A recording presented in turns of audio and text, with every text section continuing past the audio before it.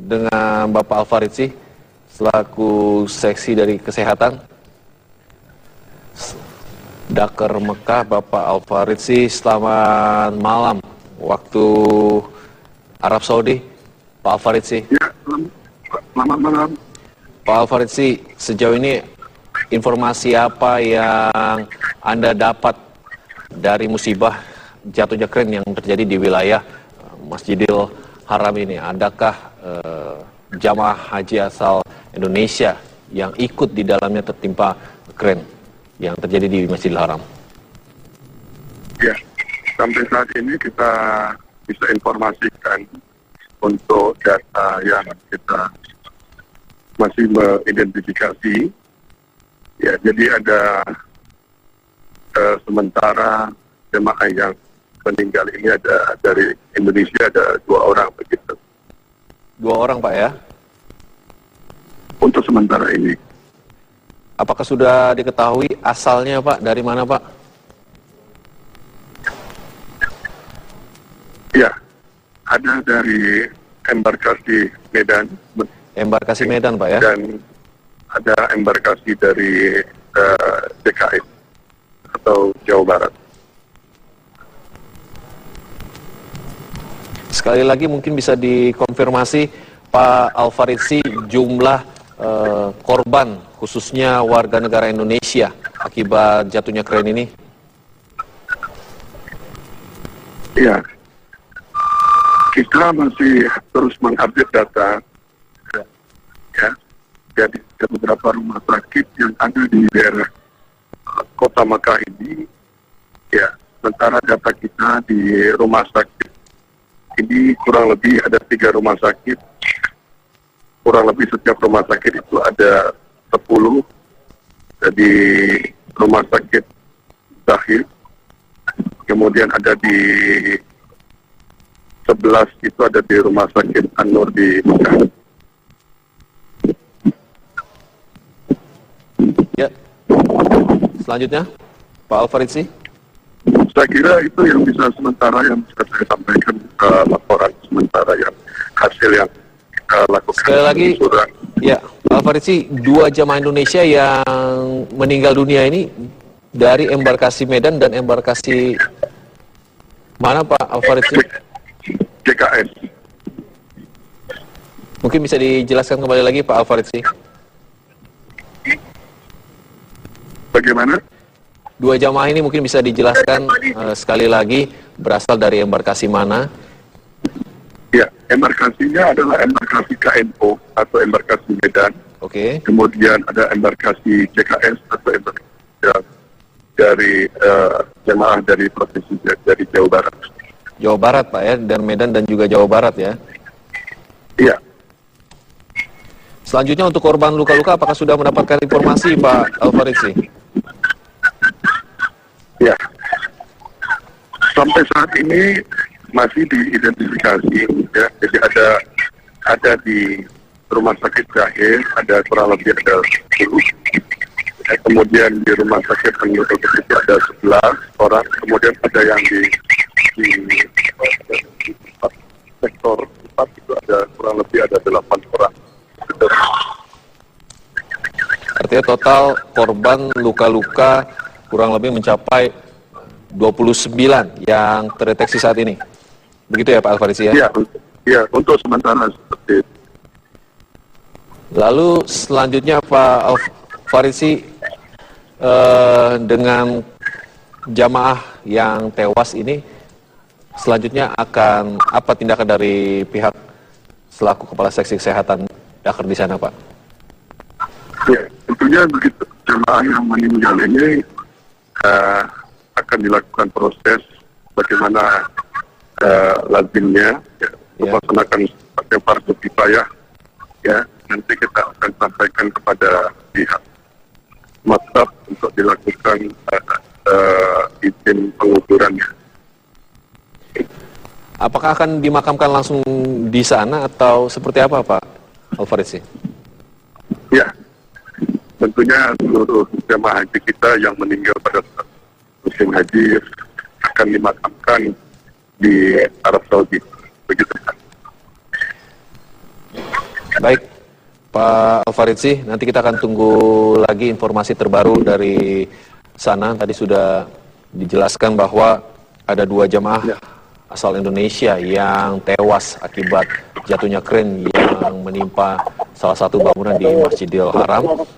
2 jamaah ini berasal dari embarkasi Medan dan juga embarkasi di Jawa Barat. Dan sementara untuk korban luka-luka berada di 3 rumah sakit yang tersebar, dan itu jumlahnya mencapai 29 orang.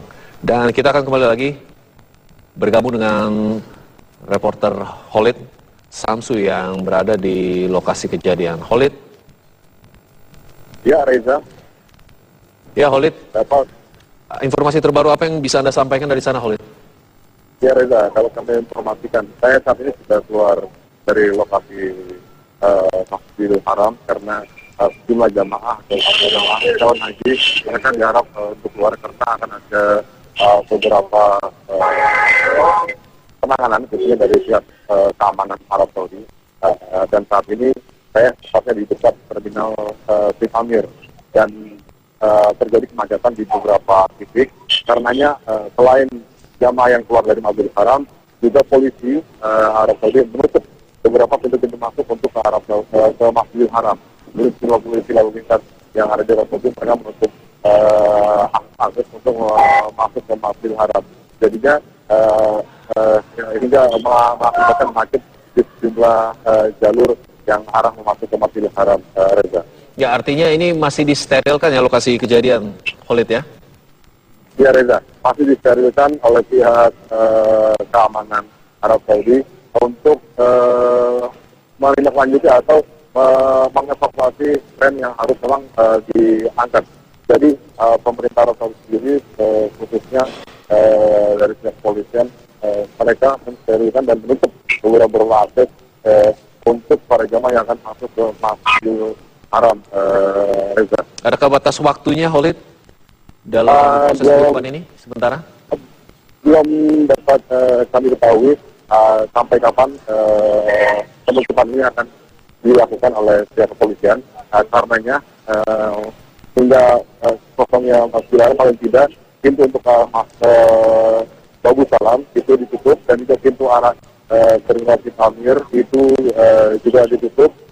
Yang melalui untuk ke Masjidil Haram itu ditutup, tujuannya agar tidak banyaknya kendaraan yang masuk lalu berlalu lalang khususnya hingga mengakibatkan sulitnya untuk mengevakuasi atau proses evakuasi yang dilakukan oleh pihak pemerintah Arab Saudi dalam hal ini penanganan. Nah, dapat dengar di sini jumlah ambulan banyak yang hilir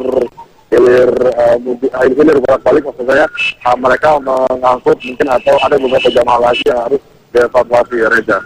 Ya, Anda sendiri apakah sudah mendapatkan informasi dari pihak penyelenggara haji dan umroh dengan adanya musibah ini, Khalid, sejauh ini? Ya, sejauh ini rencananya nanti Menteri Luar Negeri Lukman Hakim Saifuddin, Menteri Agama nama kami dari Menteri Agama akan memberikan keterangan di Rumah Sakit Al-Jihad. Informasi yang kami dapat mengenai terjadinya jatuhnya kren hingga mengakibatkan korban dari jamaah haji Indonesia.